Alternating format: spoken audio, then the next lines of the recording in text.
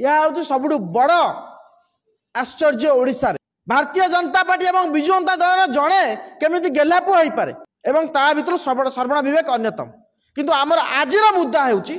कि जड़े SP high court रे निशर्त क्षमा प्रार्थना कर सारा परे ब्रह्मपुर भारी सेंसिटिव जगार से रही निजर नैतिक अधिकार हरई सारी निशर्त क्षमा प्रार्थना परे मान्यवर हाईकोर्ट तांको ऊपर मामला आउ चलबनी बोली कहते किंतु सरकार कौन कार्यानुष्ठान नहीं गृह विभाग मुख्यमंत्री निजे अच्छा एवं मु पचारे चाहूँगी कांग्रेस दल तरफ पचरा जावाई चाहूँगी कि डीजी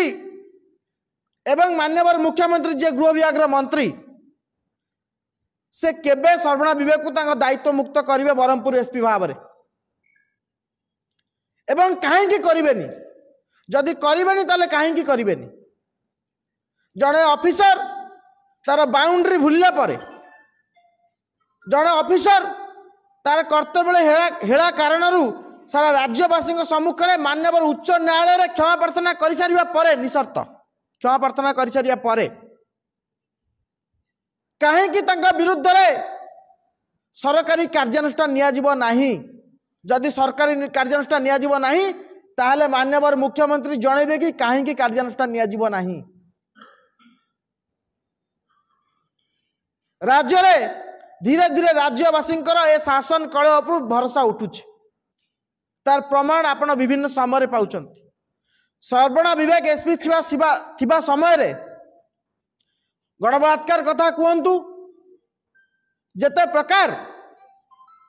हत्याकांड हत्या उद्यम चोरी राजधानी ब्रह्मपुर भली सहर में बढ़ी चली आम समस्त को आश्चर्य करिछि एवं तांकर अपराधी मान सहित कौन भितरी संपर्क अच्छी एवं से संपर्क बल से सरकार पाखे बलियान ता राज्यवासी आज उत्तर चाहते एवं आमे मध्य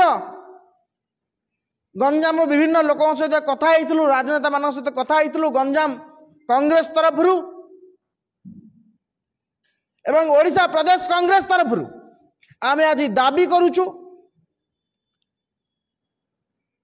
बाहापिया एसपी सर्वणा विवेक को तुरंत से स्थान हटा जाऊ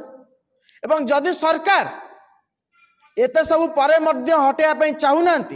ताले कारण स्पष्ट करंतु कौन भितरी संपर्क रही केउ सेवा गंजाम एसपी ब्रह्मपुर एसपी से जोगाउछंती जोटा आउ कई जोगई पारिबे नाही। धन्यवाद आपण मानक समस्त को धन्यवाद आपण यथा समय रे एठार उपस्थित रही आम स्वर राज्यवासी पाखे पहुंचे पुनर्बार आपण समस्त को धन्यवाद दूची। धन्यवाद।